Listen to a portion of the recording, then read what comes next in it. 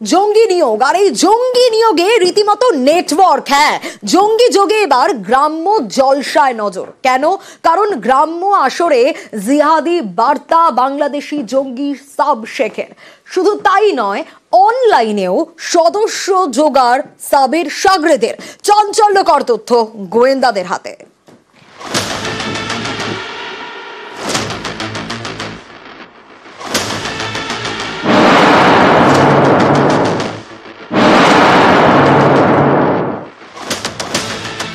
কদিন আগেই এসএমএসটিএফ এর হাতে গ্রেফতার হয় বাংলাদেশের জঙ্গি মোহাম্মদ সাদ রাডি ওরফে সাব শেখ।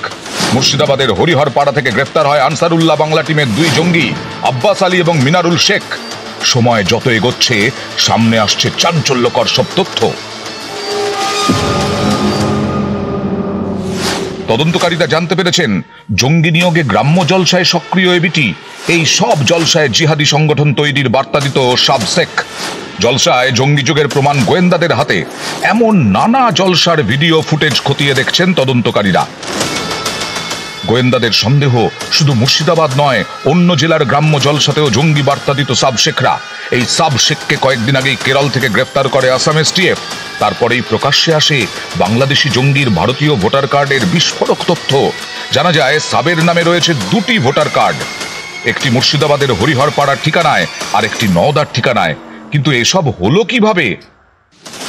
গাফিলতিতে এই জঙ্গির জোড়া ভোটার কার্ড। নির্বাচন কমিশনের রিপোর্ট জমা মুর্শিদাবাদ প্রশাসনের। সরকারি কর্মীদের গাফিলতির কথা উল্লেখ রিপোর্টে। গাফিলতিতে জড়িতদের চিহ্নিত করে দেওয়া হয়েছে রিপোর্ট। শুক্রবারই এসএমএসটিএফ এর হাতে ধরা পড়ে আরেক এবিটি জঙ্গি শাহিনুর ইসলাম। তাকে জেরা করেও একের পর এক চাঞ্চল্যকর তথ্য পেয়েছেন গোয়েন্দারা। জানা গেছে, ধৃত বাংলাদেশি জঙ্গি সাব শেখের ঘনিষ্ঠ শাহিনুর ইসলাম। শাহিনুর ইসলাম এবিটি জঙ্গি সাব শেখের ডান হাত। অনলাইনে জঙ্গি নিয়োগ করত শাহিনুর, সোশ্যাল সাইটে জিহাদি বার্তা দিত সে। গোয়েন্দারা আরো জানতে পেরেছেন, ধৃত জঙ্গি আব্বাস আলীর হরিহরপাড়ার মাদ্রাসাতেও গিয়েছিল শাহিনুর ইসলাম। সেখানেও শাহিনুর জিহাদের পাঠ দিত বলে জানতে পেরেছেন তদন্তকারীরা। এসএমএসটিএফ এর জালে আনসারুল্লাহ জঙ্গি শাহিনুর ইসলাম।